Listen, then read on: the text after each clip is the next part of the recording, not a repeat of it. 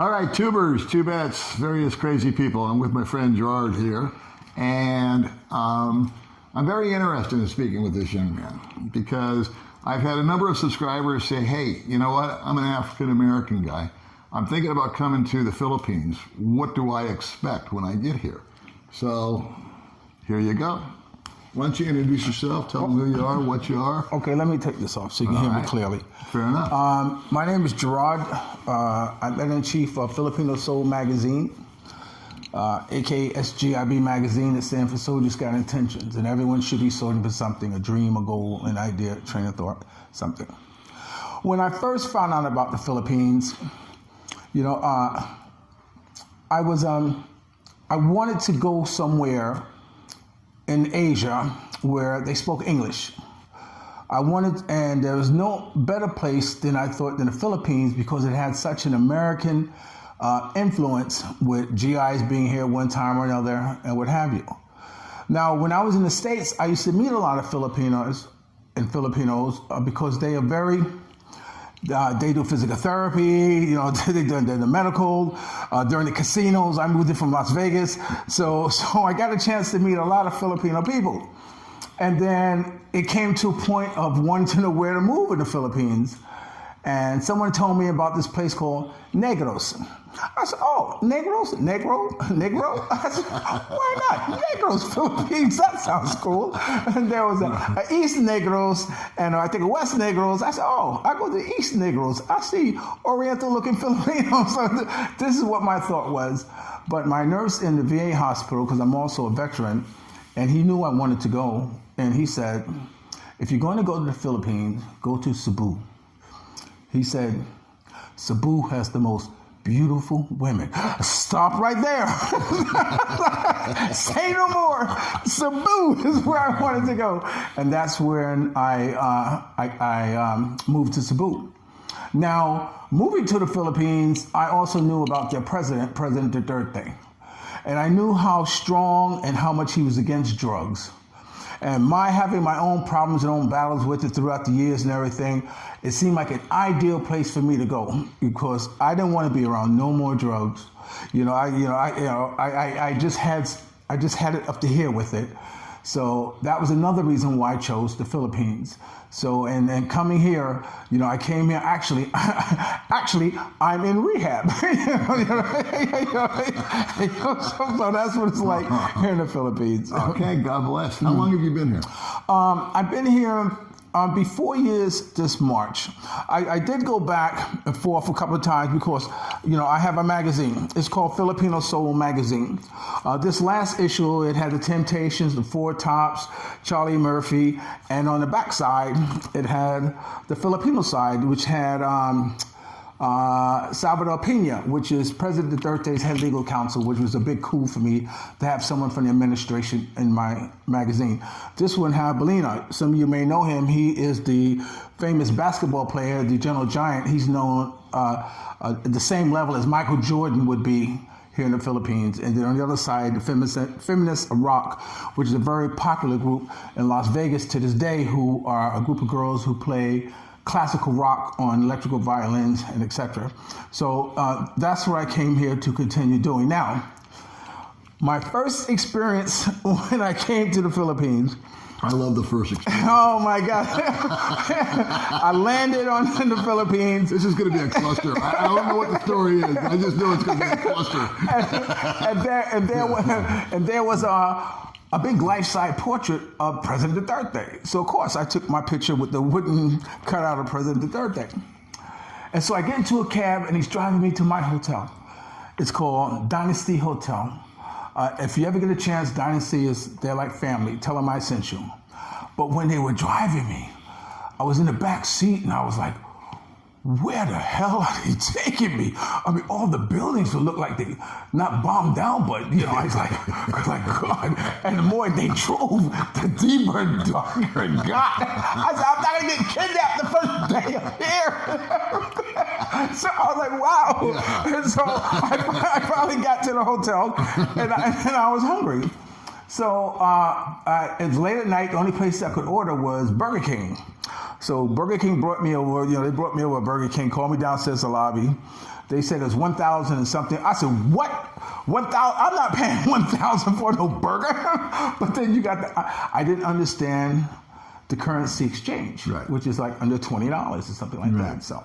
So that was my kind of first exposure into landing into the Philippines. Now, in the daytime I would walk to Robinson's, which is a big store. I used to always take a cab. And it was only like about 3 blocks away. And then finally this old woman said to me, why are you always taking a cab to Robinson? Why don't you just walk? So I felt so bad and so ashamed. This old woman tell me I should walk. But being in a strange place, now they were calling me LeBron James. They're like, I'm 5'9", and LeBron James, you know how tall he is. And so I was kind of like, wow. I said, I'm looking over the heads of all these people. I said, wow, I could take any 5 of these. I was thinking, weapons like this. But then I started looking at the girls. Oh my God, Paul, the girls. They all look the same. Very thin, long black hair, very white, and it was, it was a culture shock. Yeah. Because I'm not being somewhere where girls are competing with big breasts or big butts and crazy hairdo. Right. Everything was so pure. Everything was so natural. Yeah. And it was beautiful. And I'm walking down the street and I see girls going like this. I said, well, you taking a second look at me? What do you think? I look good? I said, wow. But what got me was that when I was at a bus stop and I'm sitting at a bench, and you know how you have the individual seat, the seats attached to each other. Mm-hmm. There was a woman sitting on my left side. There was an empty seat and me. Now, the woman saw me walk in front of her and sat down. And in between us was her pocketbook. And of course, my being from the States is saying, oh yeah, she saw this black guy. Said, watch her turn around and take a bag and put it in front. Mm-hmm. And for 20 minutes, she never once looked at her bag.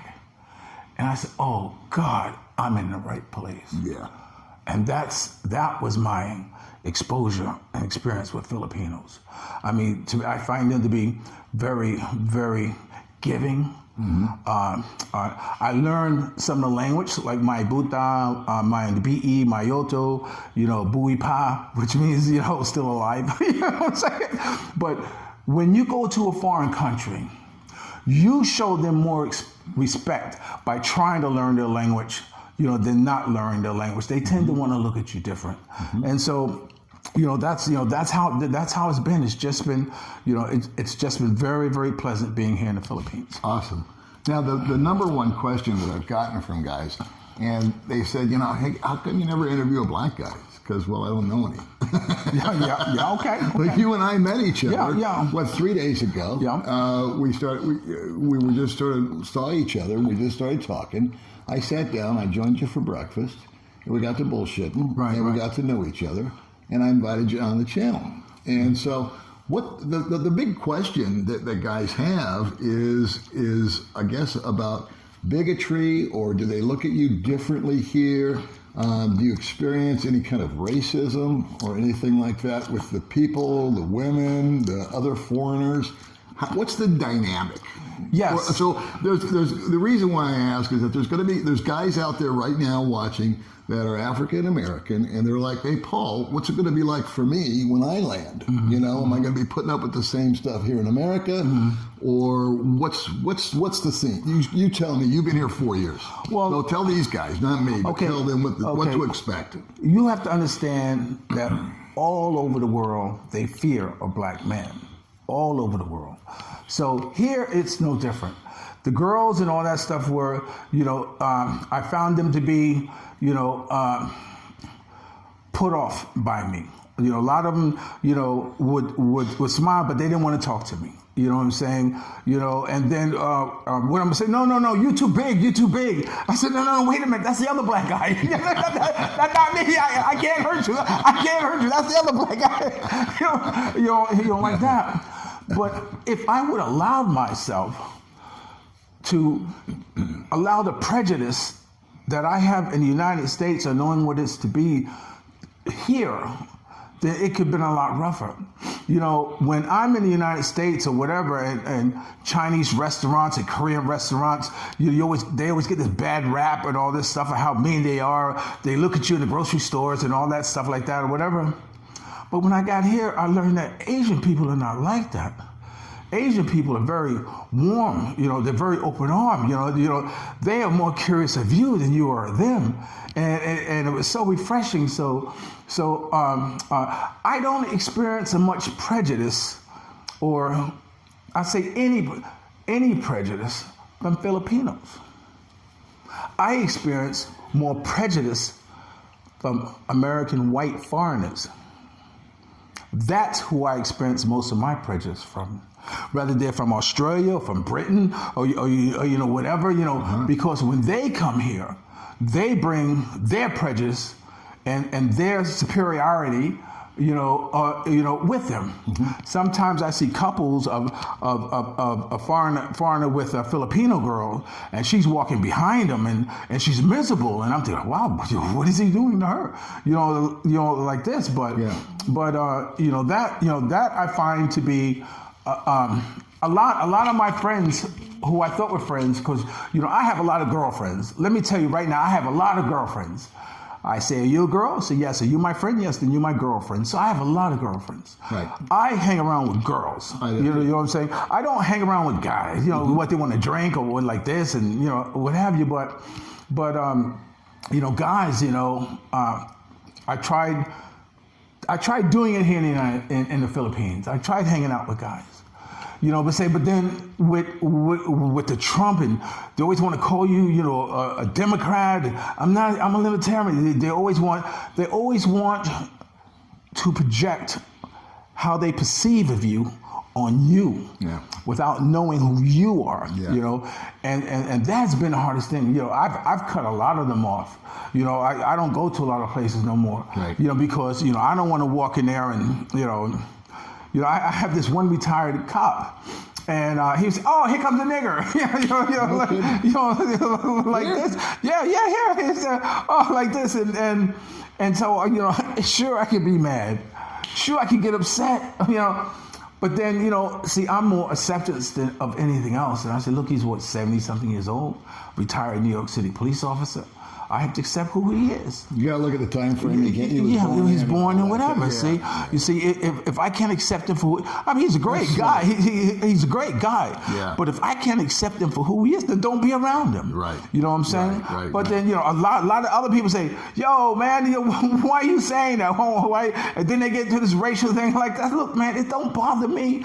You know, why does it bother you so much? Yeah. And even that I understand, because it's not. But you know, it's cool. It's cool. Well, I once asked a girl that I'm friends with, like you. I have girls that are my friends, platonic relationships. Yeah. And I enjoy their company, and I enjoy chatting with them, and I find them to be very funny and engaging, and you know, just hysterical. And so anyway, my friend was dating a black guy, and I was chatting with her a little bit. And there wasn't an ounce of prejudice in her. It was all curiosity. Yeah. And she actually asked me, she goes, why do you Americans call them the N-word? And then she used it. And I said, you can't say that. But that's how innocent she was. Yeah. You know, she just thought it was another nickname. Right. You know, or like calling me a foreigner or an American or whatever. She just thought it was a handle. And that's how innocent that she was. And so I would imagine that for you, it's going to be pretty refreshing to come over here and be able to bounce around and not be judged just by the color of your skin. Yes, and have any kind of preconceived notions about you. Yeah. Like you talk about the woman with the handbag. Right. See, I think that speaks mountains of information right there. Doesn't that kind of sum it all up right there? Yes, she did not once turn around and look at her bag, you know. Yeah. But you know, prejudice is here. You know, we are always afraid of what we don't understand. You see, I'm a different type of black man. You see, I'm a black man. If this room was full of brothers and I walk in and they would be quiet, you know, they wouldn't say nothing. Or I can go to a club where a black club and you know, I'm kicking it with the hostess and laughing and buying drink like this, and I look out the corner of my eye and I see two guys go like that. I said, time to go. Really? You see what I'm saying? You know, when I was in Vegas, I was robbed so much. I designed the first pocket-sized gym. I used to live right around the corner for Floyd Mayweather's gym. I took it to him. I took it to the gym manager. And I showed him the exercise. He said, look, Floyd's not going to read all this. Can you make a video? I said, yeah, I can make a video. I can make a video in one day. Shit. Won't have no girls in it, but I can make a video. And I started demonstrating my exercise thing around the MGM Hotel. That day, I went home and I parked my scooter and I laid down and I slept a little longer than I expected to do. But when I woke up, my scooter was gone. So I said, This is in the States. This is in Las Vegas. In Vegas, okay. And so what happened was that at 3 o'clock in the morning, there was a knock on my door. So he said, did you lose the scooter? I said, yeah. They said, is it blue? I said, yeah. It's someone in the building. I said, really? So I grabbed my phone, I walked on the other side of the building and I see my scooter. The wires haven't pulled out because they hot wired and everything. And so I'm walking it back and I'm walking it back. And the guy behind me is on the phone. I didn't think nothing of it. He's on the phone. And when I got to my apartment, they had kicked in my front door. So you were set up. I was set up. They kicked in my front door, took my portable office that had the only working prototype of my thug workout. They cleaned me out. And I got so mad, I packed what left stuff I had and I moved into a storage unit. And I lived in a storage unit for 2 months. You see, because I just got tired of being victimized. Yeah. You know, by my own. Yeah. You see what I'm saying? Yeah. Because eventually they looked at me as a mark. Yeah. And you see what I'm saying? So here in the Philippines, I don't feel that way. Awesome. You know, I walk around with jewelry on like this. People say, you shouldn't do that. I said, look, I know how to carry myself. I listen to my sixth sense. If my sixth sense says, Gerard, don't go. Sixth sense, Gerard, get out of here. Gerard, just go to sleep. I listen to it, and by the grace of God, it has kept me safe. And how is your life, or has your life, changed since you've arrived here? You had a drug issue. Yeah, in the States. Since I've been. You can elaborate on that a little bit. Since I've been here in the Philippines, I've only been asked twice if I wanted to buy drugs. But the first time someone asked me, said, Gerard, you want to get some shabu? Here they call it shabu. You know, it's methamphetamines, crank, meth, what do you want to call it. And when he said that, I said, the third thing. Just joking with him because it got to be a setup. You just walk up to me and ask me if I wanted to buy drugs. Yeah. And so just recently, about 2 weeks ago, I met someone in this restaurant in Valencia about 2 months ago. Out of the blue, he texted me and said, how are you? I said, I'm cool. So I said, what's up? He said, let's get together. I said, okay, for what? I'm not gay. You know what I'm saying? I'm not like this. He said, so we can smoke. I said, smoke what? He said, shabu. And I said, you know what? You just blocked yourself. And I blocked it and hung up. Yeah. It is so important not to get involved with drugs. I do motivational speaking here in the Philippines before the pandemic. I would go to schools and I would talk about following your dreams and your goals because that was my message. And I had a wonderful singer named Ellen Bayou. If you get a chance, Google her, Ellen Bayou, B-A-Y-O-T. She was a Daily Showtime winner, and she used to come with me. And we used to go to schools, and I would talk to them about prison, drugs, turning your life around, etc. And then she would sing. Wow. And because when I was in the States, Paul, I did the same thing. I worked with youth organizations. Right on. I worked things like Good this for you. because it's about carrying a message or carrying it forward. Now, the one special thing about the Philippines here that you're not going to have happen in the United States is that you can look at a child and say, oh my God, look at you. You're so beautiful. Oh, you're going to be a beautiful girl. Without someone saying, please. Right. Yeah, look out, he's blessing my daughter. Something. You know, which is a big difference. I love children, and being able to talk to them, being able to give them candy, or being able to give them money or something like this. I mean, you know, it's it's a big difference. It's a big difference. It's a big Here, difference. if a little kid comes up to me, like the little girl poked her head out. I have a little 9-year-old. She always says hi to me. You know, and she always sings songs. And she sent me a message last night. She sang a little song, you know, for me on a little voice recording, and they're just cute, you know. So here you can. I love kids too. I'm the father of 3, and I like to give kid a little hug every now and then. Yeah, when sure, I see him, right? sure. Nothing intentional, obviously. No. But in America, if a kid starts coming at me, I'm like, get that thing away from me. That's right. That's totally paranoid. You don't know what can turn out to be. Mother might be looking for a payday. You know, like that. But it is a big difference. You know, a lot of streets kids know me because when they see me, they stop me. They usually sell peanuts or bananas or something like this, and usually I buy them all out.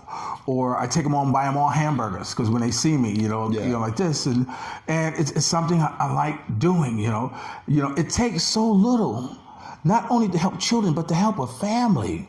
It takes so little. I did a video on how much you can buy for 100 pesos at one of these food banks, and you saw how much food you can buy, you know, that can feed a family. So giving them 500 pesos or giving them 1,000 pesos, something like this, 1,000 pesos, you can feed almost a family of 5 for a week. You know what I'm saying? You know, so it's and it's so easy to make a difference in someone's life. Now, I want to tell you a story about a street girl. Now, this is one of my street girls. You know, sometimes I go out and everything, and and I've never been known or let it be known that I can be picked up and taken out by a girl. So I'm outside, and this happened a couple of times, and I'm sitting on my scooter. A girl comes up to me and says, "Hi." I said, "Have you eaten?" And she says, "No." I said, "You want some barbecue?" She says, "Yes." So I said, "Get on." So I take them and I go eat, feed them. As far as everybody else knows, I'm taking her to do whatever I want to do, but I'm taking her to go feed her. So we eat and everything, and so she says, I said, "Okay, well, what are you doing?" She says, "Well, I'm trying to make some money." I said, "Okay." I said, "Now it's coming out." I said, "Okay. How much are you trying to make?" 1,000? Okay. Okay. Now let me tell you something, little girl. I can give you 1,000 pesos, but you are going to work very, very, very hard for that 1,000 pesos. Or either I can give you 500 and take you home. She said, "What? You give me 1,000 pesos and I have to work hard? Or you give me 500 and you just take me home?" I said, "Yeah, which do you want?" I take the 500. I said, "Okay, come on, let me take you home." You see, that's the type of thing I do. You see, if I'm engaging in a conversation with you, man or woman, and out there, and my mind starts thinking, "Boy, I like to help this person. I want to do something for this person. I want to make a difference in this person's life. And there's no better way of making a difference in a Filipino's life than giving them money." And I don't mind doing that because, "Well, what's this for?" I said, "I just want to make a difference in your life today." And that's the type of thing I do, Paul. Let me ask you this question, and then we'll kind of wrap it up. Okay. We're probably going to have a part 2 to part 3. Okay. Because we've got a lot to go over with. This guy was a photographer for James Brown. Oh, wait. It's out there. Okay. Yeah. I had all these pictures, but we'll do part 2. Okay. We'll do another section on this, okay? But I have one final question. I think we kind of got a vibe, and I'm going to really invite comments to come in on the channel, questions and whatnot. Please allow me time. We're in the middle of a brownout right now. No electricity. We have no electricity, so I know the light's kind of getting weird on this thing, but it's out of our control, and we still want to do the interview. But so questions and comments for this gentleman, I would really, really love to hear from. Make sure you give us a like on the video too, because that'll boost the algorithm. Because I'd like his story to get out there. But what I'm curious about is, what's the difference in your mind? The biggest difference between relationships with females in America and relationships with females here in the Philippines? I'm glad you asked that question, because I know some of your viewers are wondering if I'm married, number one. So wait, let me answer this question. The difference is because when with American women, we live in a culture where promiscuity is rampant. You know, at very young ages, we start having sexual experiences. And so over the course of years, we become very active and very seasoned, you know, as far as sexually is concerned. Here in the Philippines, it's not like that. You may find a woman who may have one child, you know, might be 5 years old or whatever, and that's the only person she's had sex with in her life. You know, Filipinos, as far as I'm concerned, they are very sincere. They are very devoted to the right man, you know, so you can find some, you know, that will, you know, if you connect with, will be with you, you know, and you don't have to worry about them straying off or anything like this because that's not in their DNA. Now, of course, you got women who it is in their DNA, and you just got to just be smart enough to know the difference. Now, am I married? No. I tried getting married once, turned to find out that she was married. And now I want to get married. So I will meet a girl, and she will ask me, "Are you married?" I said, "No, I'm looking for a wife." She said, "You're looking for a wife?" "Yes, this is my criteria. Number one, you're not married. Number two, you can have up to 2 children under the age of 10. And number 3, on the wedding day, you have to be pregnant because I want another child." You know, so I'm very upfront with what it is that I want to have or what I look for a woman. I want one woman. Mm-hmm. You know, when I first came in here, you know, I was bouncing off the walls, and when I had my first encounter with a woman, it was beautiful. I had forgotten how much joy that I enjoyed, you know, loving on a woman, and it was just unbelievable. I was, you know, it's good. There's nothing more sensual. There's nothing more beautiful. You know, there's nothing more satisfying than being with a woman. You know, I don't believe they're ugly women. I think they're lazy women, but all women are God's gift to men. You know, and we should treat them as such. Mm. And before we go, I have an ending. Mm-hmm. It says,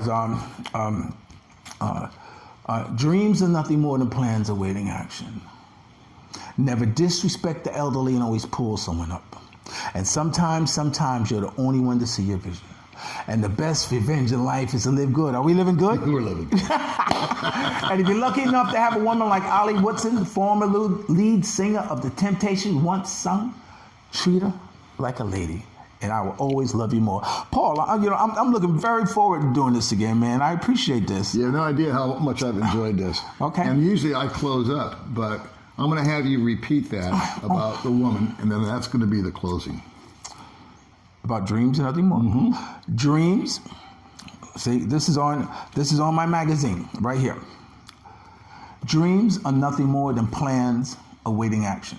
I always ask people, you know, what advice would you give about following your dreams and your goals? And I get a lot of answers from a lot of celebrities. The most interesting one was from Michael Jackson's father, Joe Jackson, who said, get a lawyer and then get another lawyer to watch that lawyer. You know, so my advice would be that every day when you wake up to have a plan.